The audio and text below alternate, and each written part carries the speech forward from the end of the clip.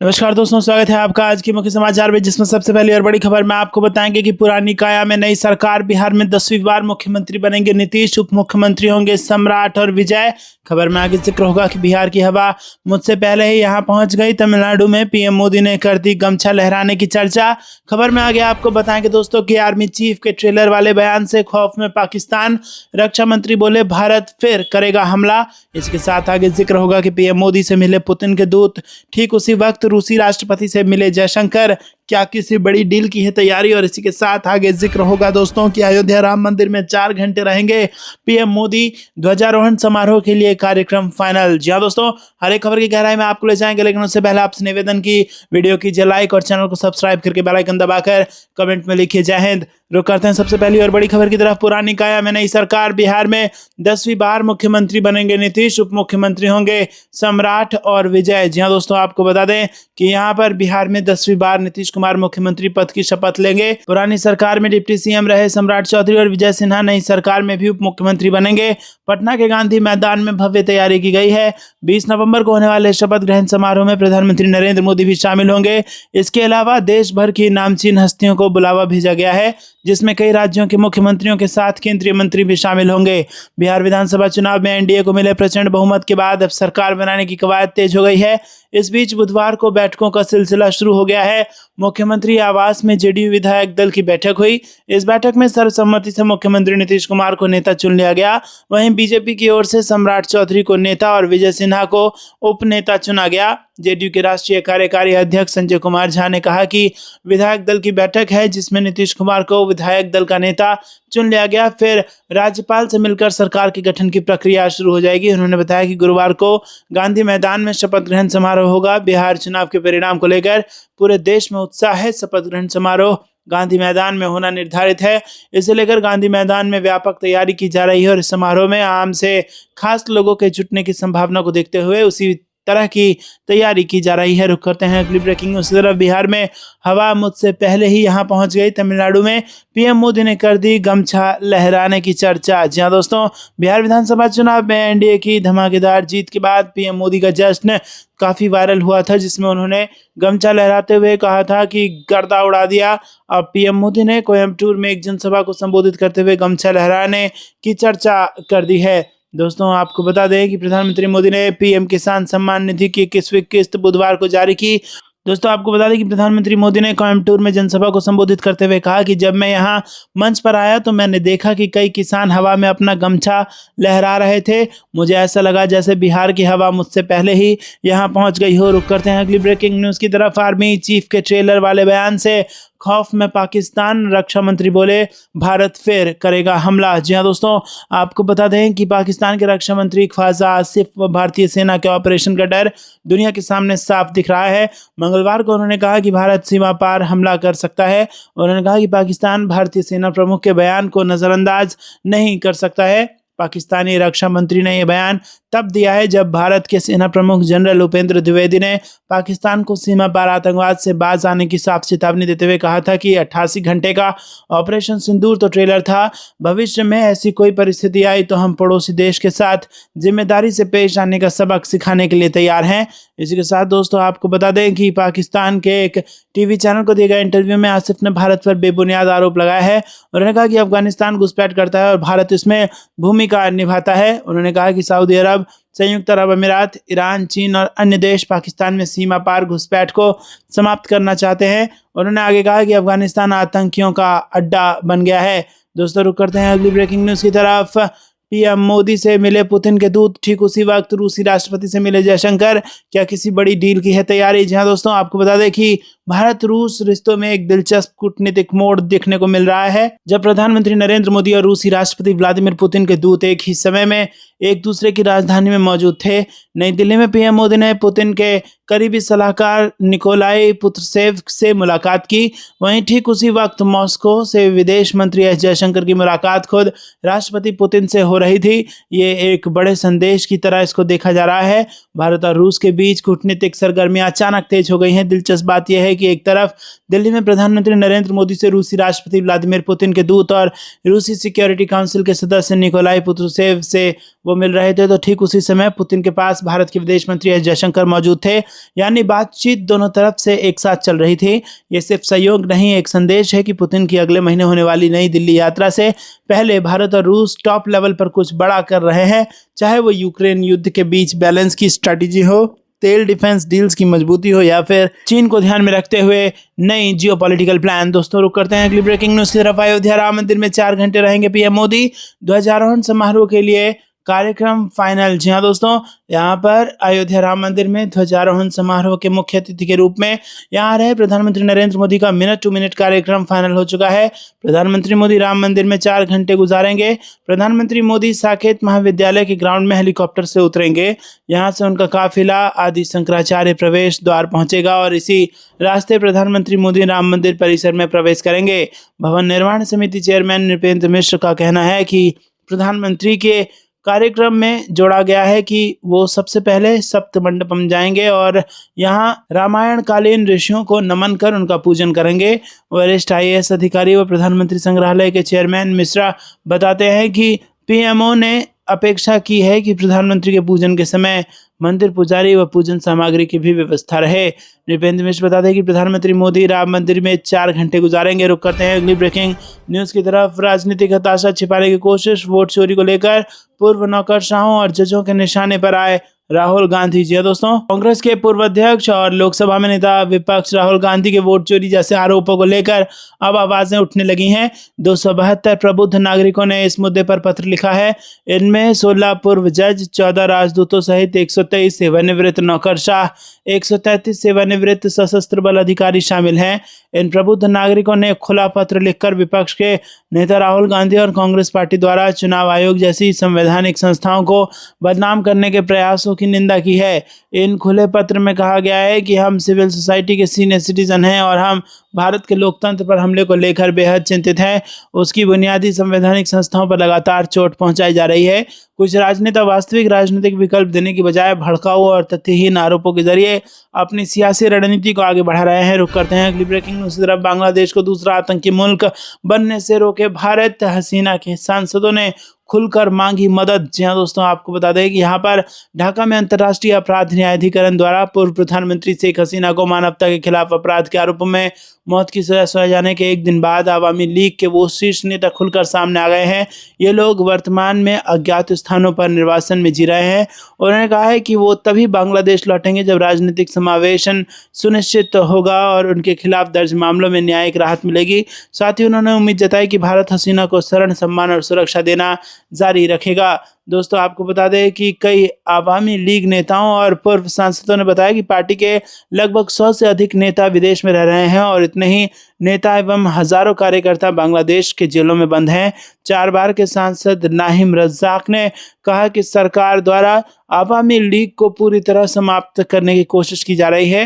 उन्होंने कहा कि यूनुस सरकार पार्टी पर प्रतिबंध, नेताओं पर आपराधिक मुकदमे, परिवारों को निशाना बना रही है और बैंक खातों पर रोक लगा रही है। उन्होंने कहा कि शेख हसीना के खिलाफ आया ये फैसला उन्हें और अधिक प्रेरित कर रहा है। रज्जाक ने कहा कि वापस जाना चुनौतीपूर्ण है, लेकिन अगर पार्टी पर लगा प्रतिबंध हटे और हमें जमानत मिले तो हमारा पूरा नेतृत्व और कैडर संघर्ष के लिए तैयार है। रुक करते हैं अगली ब्रेकिंग न्यूज की तरफ। अंतर्राष्ट्रीय साइबर ठग गिरोह का सदस्य गिरफ्तार, पाकिस्तान व सऊदी अरब से भी संपर्क। जी हाँ दोस्तों, आपको बता दें कि एसटीएफ ने अंतर्राष्ट्रीय साइबर गिरोह के सदस्य लश्कर के गांव तिलकपुरी निवासी सौरभ राठौर को गिरफ्तार किया है। सौरभ राठौर बंगाल की एक युवती के कहने पर इस गिरोह में शामिल हुआ था और ठगी की रकम जमा करने के लिए अपने गांव के लोगों के बैंक खाते उपलब्ध कराने लगा। इन बैंक खातों में करोड़ों रुपए का लेन देन पाया गया। सौरभ और उसके गिरोह के संपर्क पाकिस्तान और सऊदी अरब के कई नंबरों से भी मिले हैं। इनकी जांच अब की जा रही है। एसटीएफ के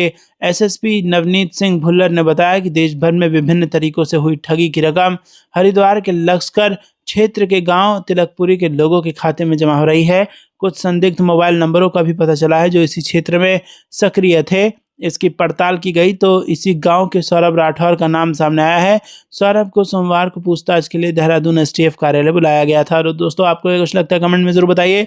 वीडियो को लाइक नहीं किया तो लाइक जरूर कीजिएगा। रुक करते हैं अगली ब्रेकिंग न्यूज की तरफ। बिहार के बाद अब बंगाल की बारी। ममता मैजिक तोड़ने के लिए बीजेपी बना रही खास रणनीति। इनसाइड स्टोरी आपको बता दें दोस्तों कि यहाँ पर बिहार में एनडीए की ऐतिहासिक जीत के बाद बीजेपी ने पश्चिम बंगाल में सत्ता में आने के लिए रणनीति पर काम शुरू कर दिया है। इसके लिए बीजेपी ने अपने ताकतवर नेताओं को झोंकने का फैसला किया है।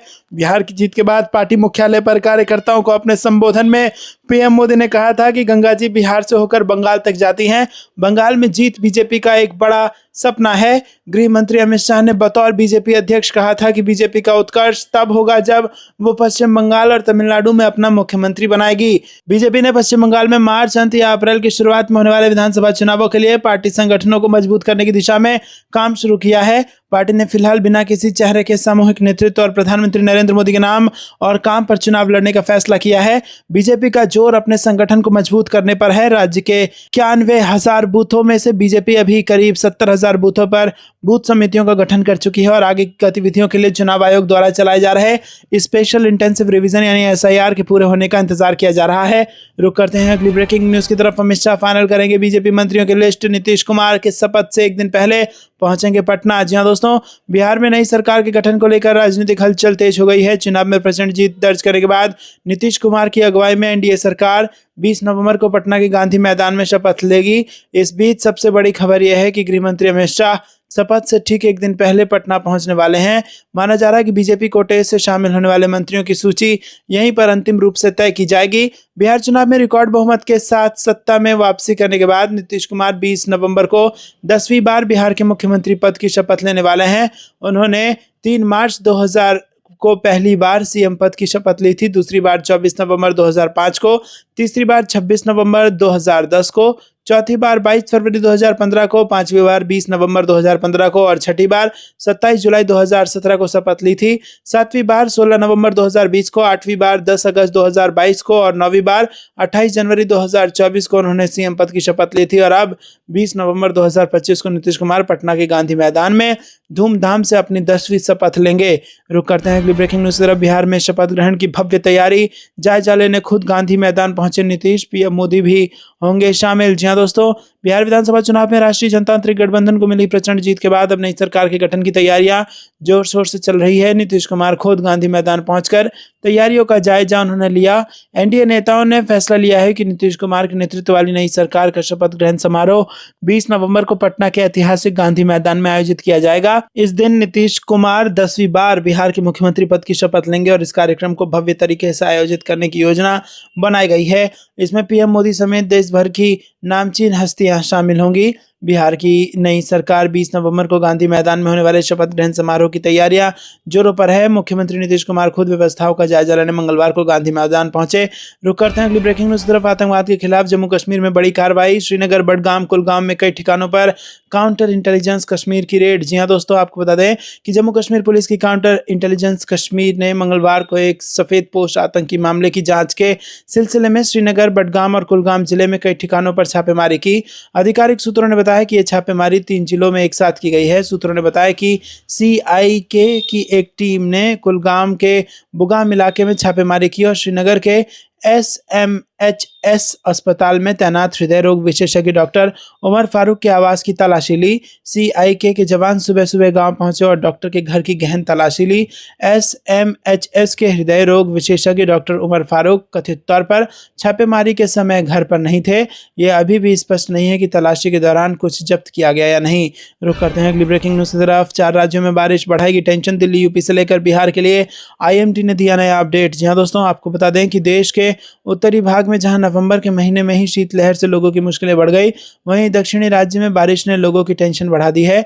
तमिलनाडु, केरल, आंध्र प्रदेश और कर्नाटक के कई इलाकों में 19 नवंबर को मूसलाधार बारिश की चेतावनी जारी की गई है। पहाड़ी राज्यों हिमाचल प्रदेश और जम्मू कश्मीर में भारी बर्फबारी की चेतावनी जारी की गई है। तो चलिए बताते चलते हैं आपको कि आपके इलाके में क्या मौसम रहेगा। दोस्तों, आपको बता दें कि दिल्ली में 19 नवंबर से मौसम में बदलाव देखने को मिलेगा। सुबह के समय शीतलहर अपना रौद्र रूप दिखा सकती है। वहीं अधिकतम तापमान तापमान 26 डिग्री सेल्सियस तो न्यूनतम तापमान 10 डिग्री सेल्सियस रहेगा।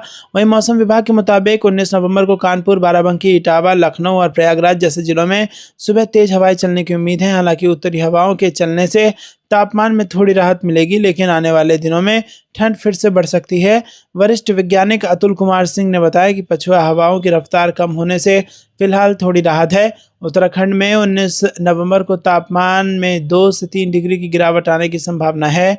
लोगों को स्वास्थ्य का विशेष ध्यान रखने की जरूरत है। देहरादून का अधिकतम तापमान 23 डिग्री सेल्सियस रहेगा तो न्यूनतम तापमान गिरकर 9 डिग्री सेल्सियस तक जा सकता है। रुक करते हैं अगली ब्रेकिंग न्यूज की तरफ। अपराध कतई स्वीकार नहीं करता नया यूपी, सीएम योगी ने दी चेतावनी, क्राइम किया तो चुकानी होगी इसकी कीमत। जी हाँ दोस्तों, मुख्यमंत्री योगी आदित्यनाथ ने कहा कि 2017 के बाद का नया उत्तर प्रदेश अपराध को कतई स्वीकार नहीं करता। यदि किसी ने यहाँ अपराध करने की जरूरत की तो उसे हर हालत में उसकी कीमत भी चुकानी होगी।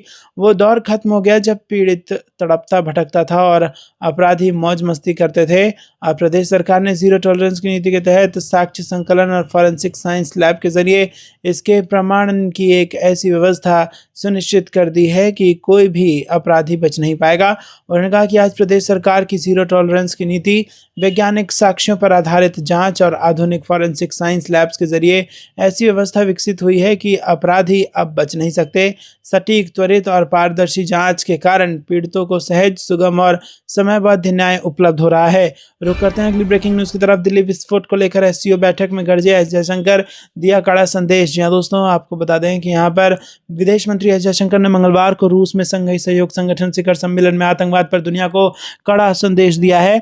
आपको बता दें कि उन्होंने कहा कि दुनिया को इस खतरे के सभी रूपों और अभिव्यक्ति के प्रति शून्य सहनशीलता रखनी चाहिए। उन्होंने कहा कि आतंकवाद के मामले में ना कोई लीपापोती, ना कोई बहाना होना चाहिए और उन्होंने कहा कि आतंकवाद को कोई औचित्य नहीं दिया जा सकता, उसे नज़रअंदाज नहीं किया जा सकता और ना ही उसे छुपाया जा सकता है। उन्होंने इस बात पर जोर दिया कि भारत को आतंकवाद के खिलाफ अपने लोगों की रक्षा करने का अधिकार है और वो इसका प्रयोग करेगा। उन्होंने कहा कि आतंकवाद को कोई औचित्य नहीं दिया जा सकता, इससे मुंह नहीं मोड़ा जा सकता, इस पर लीपापोती नहीं की जा सकती। उन्होंने इस बात पर भी जोर दिया कि भारत को आतंकवाद के खिलाफ अपने लोगों की रक्षा करने का अधिकार है और वो इसका प्रयोग जरूर करेगा।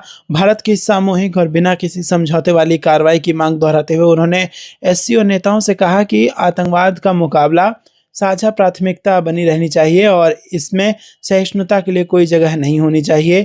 ये ज़रूरी है कि दुनिया आतंकवाद के सभी रूपों और अभिव्यक्तियों के प्रति शून्य सहिष्णुता दिखाए। आतंकवाद को ना तो उचित ठहराया जा सकता है, ना ही नज़रअंदाज किया जा सकता है और ना ही उसे छुपाया जा सकता है। रुक करते हैं अगली ब्रेकिंग न्यूज़ की तरफ। ये 6 कांग्रेस विधायक जेडीयू में, गहलोत बिहार जाकर रोक सकते हैं तो रोक लें, पूर्व सीएम को राजस्थान में मिली चुनौती। जी हाँ दोस्तों, भाजपा प्रदेश प्रभारी राधा मोहन दास अग्रवाल ने मंगलवार को मीडिया से संवाद के दौरान कांग्रेस और उसके शीर्ष नेतृत्व पर कड़ा राजनीतिक हमला बोला और दावा किया कि कांग्रेस के 6 विधायक जल्द ही जेडीयू में शामिल हो सकते हैं और कांग्रेस संगठन उन्हें रोक पाने की स्थिति में नहीं है। उन्होंने व्यंग करते हुए कहा कि उनको तो रोक लें गहलोत, अगर रोक सकें तो। अग्रवाल ने पूर्व मुख्यमंत्री अशोक गहलोत को आड़े हाथों लेते हुए कहा कि राजस्थान में जिस तरह वो विधायक बचाने की राजनीति करते थे, अब वही अभ्यास उन्हें बिहार में करना चाहिए। उन्होंने कहा कि गहलोत ये स्वीकार कर लें कि कांग्रेस आज जिस स्थिति में पहुंची है वो उसकी खुद की विफलताओं का परिणाम है, न कि किसी बाहरी कारण का। रुक करते हैं अगली ब्रेकिंग न्यूज़ की तरफ। भारत के पड़ोस में फिर मचा उपद्रव, शेख हसीना को सजाए मौत पर उबला बांग्लादेश, 2 की मौत। जी हाँ दोस्तों, बांग्लादेश की अपदस्थ प्रधानमंत्री शेख हसीना को पिछले साल हुई हिंसा मामले में मौत की सजा सुनाए जाने के बाद पड़ोसी देश एक बार फिर उबल पड़ा है। न्यायाधिकरण ने पूर्व गृह मंत्री और शेख हसीना को सामूहिक हत्या का दोषी करार दिया था। वहीं अब अवामी लीग के समर्थक सड़कों पर उतर पड़े हैं। ढाका की सड़कों पर विरोध प्रदर्शन हो रहा है। कई जगहों पर पुलिस की लाठीचार्ज करना पड़ा है, आंसू गैस के गोले छोड़ने पड़े हैं।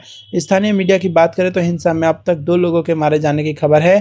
मोहम्मद यूनुस की अंतरिम सरकार को फैसले के बारे में सारी जानकारी थी, इसीलिए ढाका में पहले ही पुलिस और सैन्य बल की तैनाती कर दी गई थी। मोहम्मद यूनुस के आवास की भी सुरक्षा बढ़ा दी गई है। इसके बावजूद सोमवार को फैसला आने के बाद से ही ढाका की तनाव बढ़ गया है। अवामी लीग का कहना है कि न्यायाधिकरण ने यह फैसला अंतरिम सरकार और सेना के इशारे पर केवल राजनीतिक बदले की भावना से सुनाया है। ऐसे में अवामी लीग ने 2 दिन के राष्ट्रव्यापी बंद का आह्वान किया है। दोस्तों, आपको क्या लगता है कमेंट में जरूर बताइए। वीडियो को लाइक नहीं किया तो लाइक जरूर कीजिएगा। रुक करते हैं अगली ब्रेकिंग न्यूज़ की तरफ। बिहार में मंत्री मंत्रिमंडल का फार्मूला तय। बीजेपी जेडीयू के 13 मंत्री, एलजेपी और हम आरएलएम के कितने मंत्री। दोस्तों आपको बता दें कि यहाँ पर बड़ी खबर आ रही है, बिहार में नई सरकार गठन को लेकर तस्वीर अब काफी हद तक साफ होती दिख रही है। सूत्रों के मुताबिक एनडीए गठबंधन ने मंत्रिमंडल का फार्मूला लगभग तय कर लिया है। इसमें मुख्यमंत्री के तौर पर नीतीश कुमार की ही ताजपोशी होगी, जबकि बीजेपी को 2 डिप्टी सीएम दिए जाने की चर्चा तेज है। सूत्रों के मुताबिक इस बार कुल 31 मंत्री शपथ ले सकते हैं। जेडीयू और बीजेपी को बराबर 13 पद दिए जा सकते हैं। चिराग पासवान की एलजेपी को 3, जीतन राम मांझी की हम को 1 और उपेंद्र कुशवाहा की आरएलएम को 1 मंत्री पद मिलने की संभावना है। रुक करते हैं अगली ब्रेकिंग न्यूज की तरफ। पटना डीएम ने जारी किया आदेश, सभी अधिकारियों की छुट्टी रद्द, नई सरकार के गठन की तैयारियां तेज। जी हाँ दोस्तों, यहाँ पर आपको बता दें कि बिहार विधानसभा चुनाव के नतीजे आने के बाद राज्य में नई सरकार बनने की प्रक्रिया तेज